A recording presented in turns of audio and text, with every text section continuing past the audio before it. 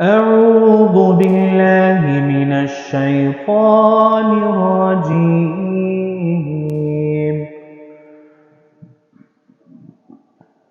بسم الله الرحمن الرحيم.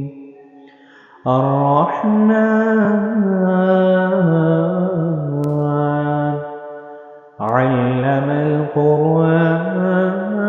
خلق الإنسان علمه البيان الشمس والقمر بحسبان والنجم والشجر يسجدان والسماء رفعها ووضع الميزان ألا تطغوا في الميزان وأقيموا الوزن بالقسط ولا تخسروا الميزان والأرض وضعها للأنام فيها فاكهة والنخل ذات الأكمام والحب ذو العصف والريحان فبأي آلاء ربكما تكذبان خلق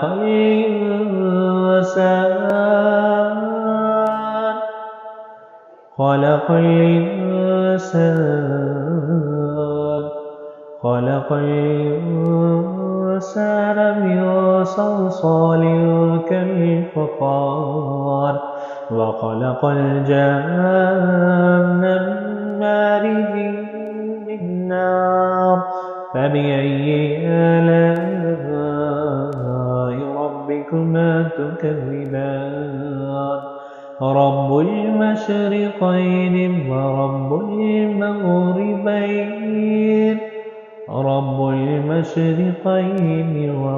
المغربين فبأي آلاء ربكما تكذبان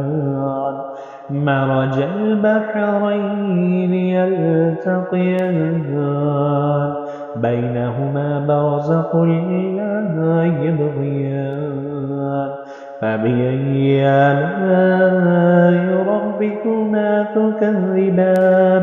يخرج منهما اللؤلؤ والمرجان فبأي آلاء ربكما تكذبان وله الجوار المنشآت في البحر كالأعلام فبأي آلاء ربكما تكذبان كل من عليها